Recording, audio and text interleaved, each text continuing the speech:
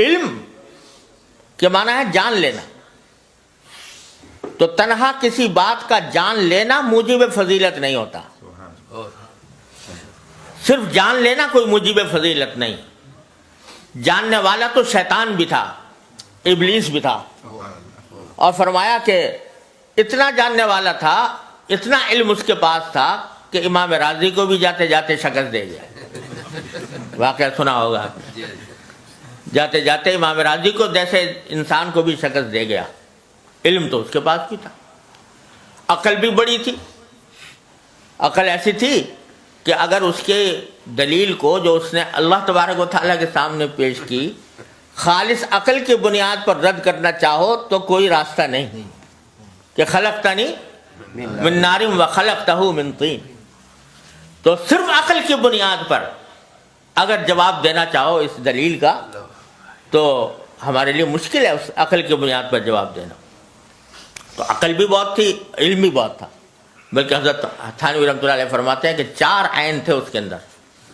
عالم بڑا تھا, عین عالم کا, اور عاقل بڑا تھا کہ دلیل ایسی پیش کر دی, اور فرمایا عابد بڑا تھا کیونکہ روایات میں ہے کہ پہلے عبادت بھی بہت کرتا تھا.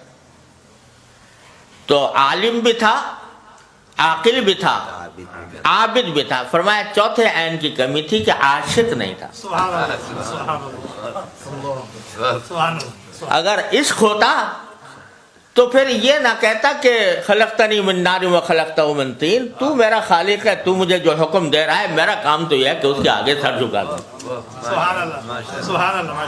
تو عالم تھا, عابد تھا, عاقل تھا, مگر عاشق نہیں تھا. اس کے نتیجے میں اتنا گمراہ ہوا اور اتنا خوار ہوا. تو علم تنہا جان لینا یہ کافی نہیں, فضیلت کا معیار نہیں. اور اگر یہ ہوتا تو شبلیس بھی بڑا ہوتا. علم کے لحاظ سے آپ دیکھ لو, یونیورسٹیاں یہاں پر بھی ہیں, اسلامک اسٹڈیز کے شعبے اس میں جو قائم ہیں, اور امریکہ میں بھی قائم ہے. مستشرقین اس کے اندر جو کچھ تحقیقات لکھ رہے ہیں, جن کتابوں کے حوالے دیتے ہیں, بعض اوقات ہمارے اچھے اچھے علماء کو بھی ان کتابوں کا پتہ نہیں ہوتا.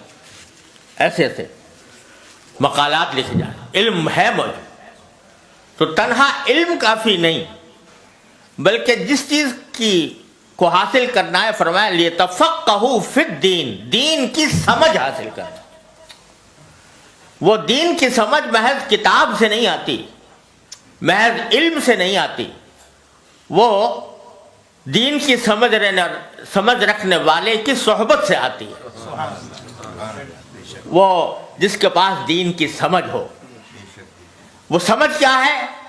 وہ سمجھ یہ ہے کہ کس وقت میرے دین کا مجھ سے کیا مطالبہ ہے, کس وقت دین کا کیا مطالبہ ہے. اس وقت وہ جو متقاضا اور جو مطالبہ ہوتا ہے, اس تقاضے اور مطالبے پر عمل کرنے کا نام ہے تفقہ فی الدین.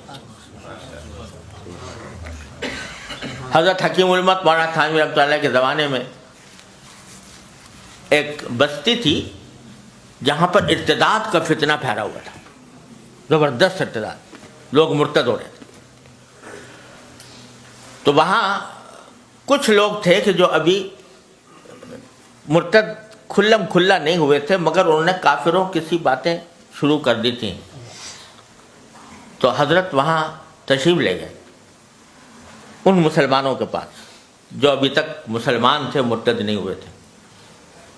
ان سے کہا بھائی تو ہم نے سنا ہے تم لوگ, وہ شدھی کی تحریک چل رہی تھی, تم شدھی کی تحریک کے اس میں اسلام چھوڑ رہے ہو؟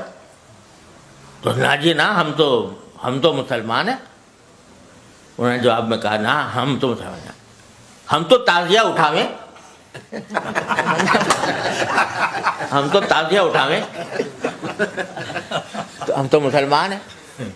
تو حضرت نے کہا اچھا تم تعزیہ اٹھانے کا, کیا اٹھایا کرو تعزیہ, ہاں یہ تعزیہ اٹھانا مت چھوڑو.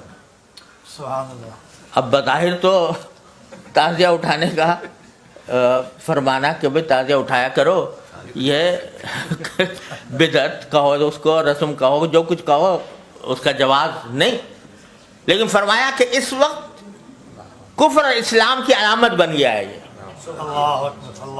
تو اگر ان کو اس وقت تعزیے سے روکا جائے گا تو یہ سیدھے مرتدات کی گود میں جائیں گے، اور اس وقت اگر ان کو کم از کم اس پر روک دیا گیا تو آگے پھر ان کی اصلاح کا راستہ نکلے گا۔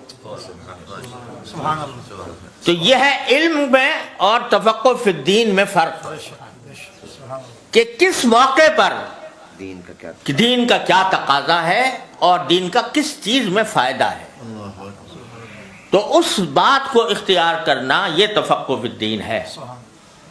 کوئی اب اگر اٹھا کے فتویٰ پوچھو کہ ایک مولوی صاحب آئے تھے، انہوں نے یہ کہا تھا کہ وہاں گاؤں والوں سے کہ تم تعزیہ اٹھایا کرو، تو اس مولوی صاحب کا کیا حکم ہے؟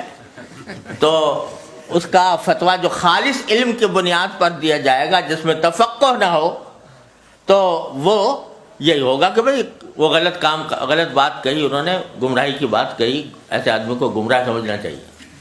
لیکن کس موقع پر، کس مرحلے پر، کس درجہ، کس چیز میں ڈھیل دی جائے اور کس چیز میں سختی اختیار کر لی جائے، یہ چیز جو ہے یہ تفقہ فی الدین ہے۔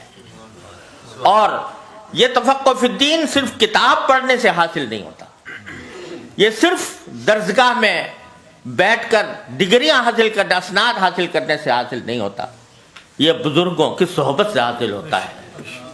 نہ کتابوں سے، نہ کالج سے، نظر سے پیدا دین ہوتا ہے، بزرگوں کی نظر سے پیدا۔ تو وہ در حقیقت وہ سمجھ ہے جس کو حاصل کرنے کا حکم دیا گیا، کہ لیے تفقہوا فی الدین، دین کی سمجھ پیدا کرنا۔